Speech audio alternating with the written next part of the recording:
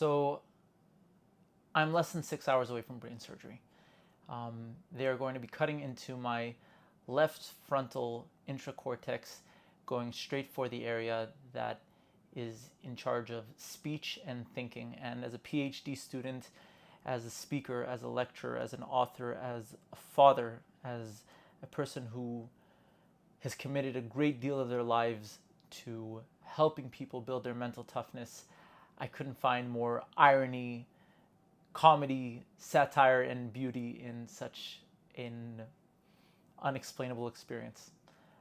So as I sleep here, as I stand here, or spend these final hours before going into a procedure that, in all honesty, and I will be as honest as I can in this video, I don't know who will wake up from this surgery. I decided that I do want to take one last opportunity to sit with you and explore this place that we talked about throughout the course of, am I victory, success, where do I find myself in regards to this whole thing? And I have put together my 10 thoughts on the operating table, a document that you will also find that I'll have typed up in your workbook. But how am I looking at this process and truly analyzing and measuring myself prior to the surgery, as we talked about measuring success?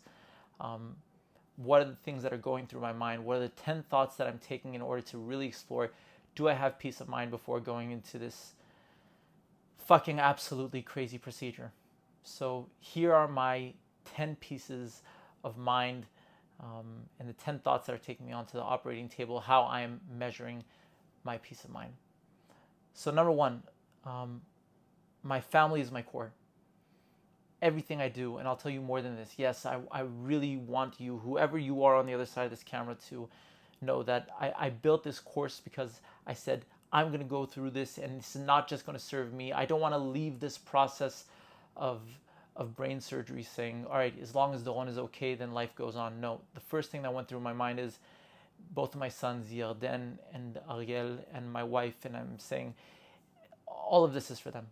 This is all for them. I don't know who's going to wake up. I know they told me that it's possible when I wake up there will be some cognitive damage for a certain amount of time. I don't know what material I remember or won't remember. And I'm saying, if this is what I've taught and trained and prepared people for years, then first things first, I want them to have that. So yes, for my family, I have peace of mind knowing that I've created this content, and that if I won't be able to deliver it to them one day, not in the way that I initially dreamed of, then yes, this is for them. So that's number one. Number two, I'm stepping into this surgery almost as the same man I plan to be when I come out. And I'll tell you what I mean. I've been doing this for a lot of years. I'm 36 years old on Monday. Hopefully I'll be out of the hospital after the surgery, but I'll be turning 36 years old in a few days. And as I find myself in this process, I look back and I say, what have I been doing? And I don't look at the surgery, and not once have I stopped and I said, if I get out of this, then, I'm going to change something in my life. I'm going to this, I'm going to that. I'm going to start writing books, giving lectures, and helping people. I know that I've been doing this for years. I've given hundreds of lectures, and I've helped thousands of people. And I'm not saying this in a chauvinistic way. I'm saying this from a place that I truly know that the biggest thing that will change is just I'll have more of a story, more of a conviction, more reason to come and deliver this meaningful value with just a crazy fucking scar on my head. So knowing that I get to step away from this process, God willing, that almost the exact same man as I was before, is maybe one of the highest levels of peace of mind that I definitely didn't see coming, and it's a very powerful feeling. The third one is that peace of mind is mine to give. What do I mean? I just find this absolutely hilarious, right? They're taking a piece of my mind, and it's up to me to decide if I have peace of mind, right? So peace of mind for peace of mind, play on words. Look, I know that whatever it is, they can take any piece that they want, but inside of me, I know that the next process that waits for me, at least, the process that I plan to take that peace of mind with, is that I'm going to fight like an absolute maniac in order to make sure that I take this value and help people get to the next level. Number four, and it's actually a place I didn't attain peace of mind, It's I'm learning to accept that there are places that I fell short. I can tell you completely honestly, look, it's really easy to come and, it's not easy. It's really hard to come and look at yourself in the mirror and say, you know what, you could have been better. But that level of accountability, that level of saying more could have been done, it really hurts. It really hurts, and it's truly scary, especially when you look down the line, you say, is this it? Right? Like, like who's going to wake up? What's going to wake up? What's coming for me next? I don't know. I don't know for better, and I don't know for worse. I just don't know. But the place that also coming to the end of a process and even meeting despair and saying, all right, well, if I could have done more, then hopefully as a process of this process, one of the things that I'm going to learn is that I forgive myself. And the places that I've been so hard on myself over the years, this is that time that if I'll get a second chance, and we don't always get that second chance, but if I do get that second chance, then I'm going to forgive myself faster in order to make sure I come back to that process better and ultimately attain acceptance. So I accept the times that I fell short. Number 5, and this is one that's guided me from the very first clip, from the very moment that I received the prognosis, and it is that this whole experience, brain tumor course and so forth, it's not for me, it's for those who've stood by me and those that I plan to serve. I can tell you with a hand on my heart that once I was told all of this, the first thing that went through my mind was, if I leave this process only with the understanding that, thank God, Doron's okay and he can go back to living his normal life, this would have been just a huge waste of fucking time. The true driver of this, as I said, I know that I serve people. I know that I want to help people. And if I can get through this, when I can get through this, this will help me bring a higher level of service to more and more people. So this isn't for me. This is for those who've stood by me, who've supported me for almost 36 years, and hopefully those that will support me for the more than 36 years that will come afterwards to help serve them in the highest level possible.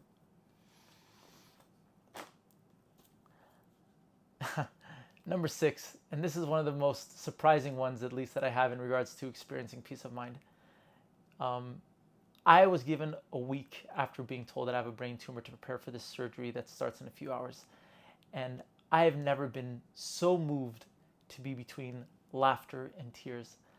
In this week, I have cried like I cannot explain. Not cried from fear, but cried from the amount of love and abundance and almost reaping a stock that has just paid its dividends and saying, here's everything that you've done just so you see that you have peace of mind, that if you're going to leave this world right now because of this potential death sentence that kind of just lingers around with you everywhere you go, then just know you did some beautiful things.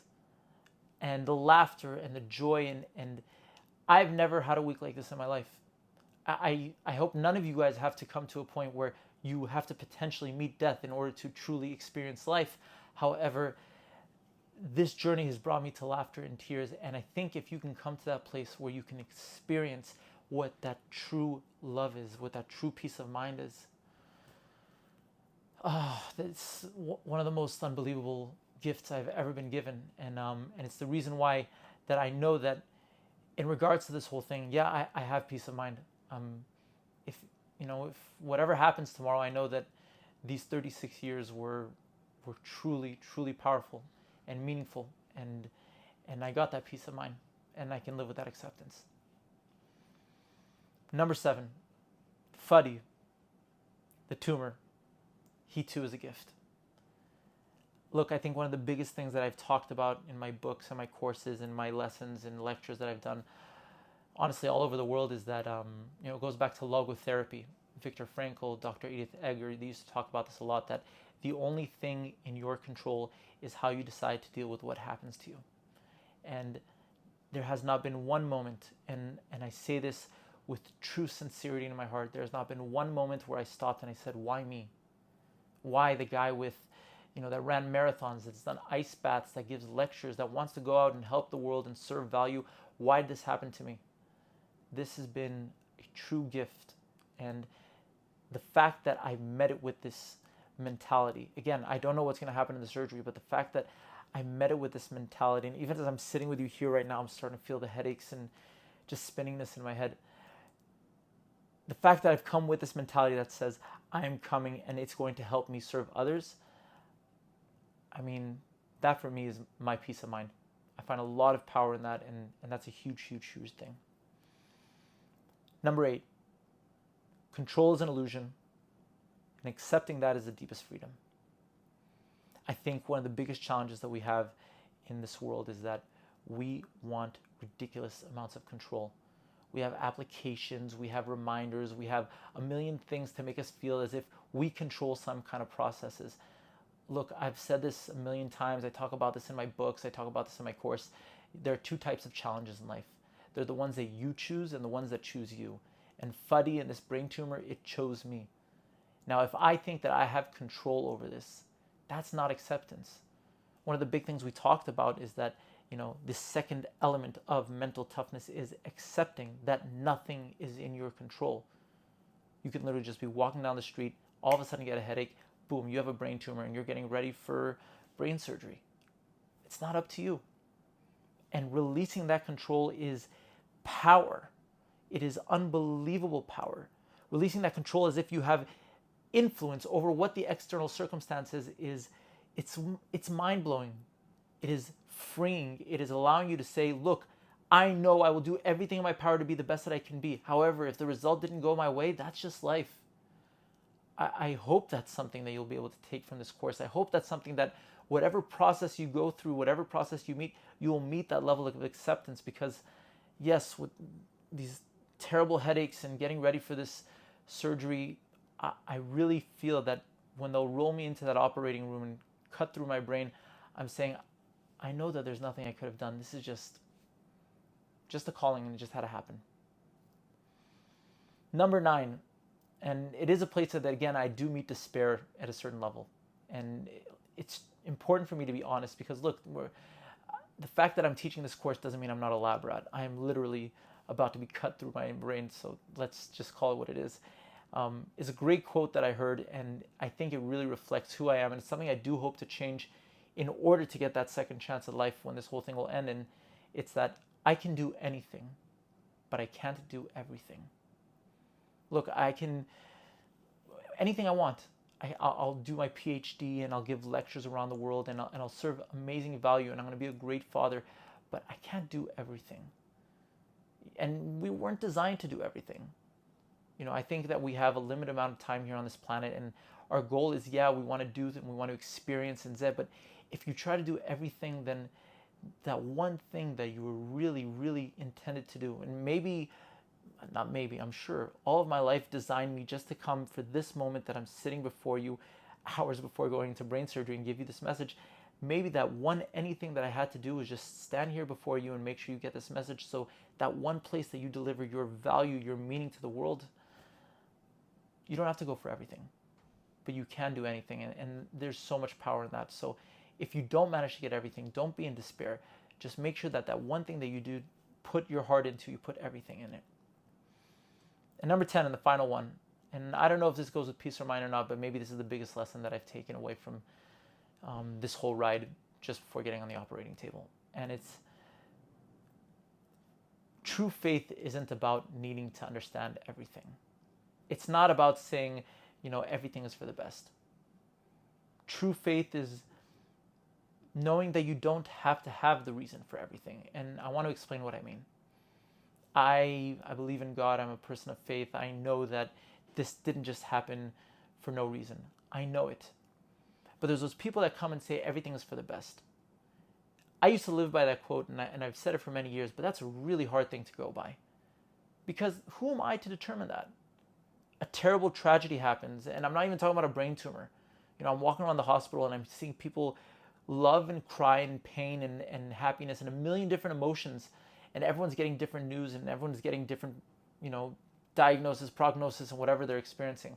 But for me to be able to say everything is for the best, I'm not some supernatural being that can declare that or not, right? I believe that you want to call it God, divine intervention, whatever it is, there is something much bigger, wiser, and smarter, then yeah, make sure that everything is for the best. But I don't think that's faith, or at least I don't think that my simple, stupid human brain is capable of understanding that quality of faith. What I have learned, though, is that faith is also saying it is what it is. And the way I will respond is how I'm going to make it be. And that's what mental toughness is, right? I go back to where this whole thing started. I remember placing the camera. I didn't even have the microphones yet. I just put the AirPods in and I said, I'm outside the MRI room. I got a diagnosis that I have a brain tumor and let's see what happens, right? This isn't me saying, don't worry, everything's going to be okay, right? We're not BSing ourselves. We're not telling ourselves some bullshit story. We're here to call it what it is. But the way that I decide that I'm going to deal with it, hopefully use it in a way that will help me serve others in a greater way. I mean, yeah, I can tell you that if I sum up all these 10 things with that final point in a few hours' time, because I'm not going to sleep tonight, obviously, when they roll me onto that bed into the operating room and cut through my brain, I don't know what's going to happen, because obviously victory is now the doctor's, whatever powerful hand or guidance comes and decides to do what must be done. I don't have say over that. What I do have say over is that I'm going to this process with acceptance, saying, all right, 36 years I did everything I could to be the absolute best I could be. And there were places that I didn't make it. There were places that I have despair in, and I forgive myself for falling short. And I hope that I will be gifted the opportunity to wake up better, sharper, stronger, smarter, healthier, and come back to be able to serve more people. And to be able to have that peace of mind is everything. It is absolutely everything. So I don't know what's next. Aside from being rolled onto the operating table and getting ready for surgery. But I do know that as I'll be there taking those last deep breaths of anesthetics, I have acceptance. I have peace of mind. And that's a very powerful thing. Thank you for listening. Thank you for being part of this course. With sincere love, gratitude, and nothing but pure humility before you, I wish you guys wonderful, wonderful success in your processes, in your journeys, and great health. And hopefully you will find your way to go through these things to serve the people that you need to serve. I'll see you on the other side.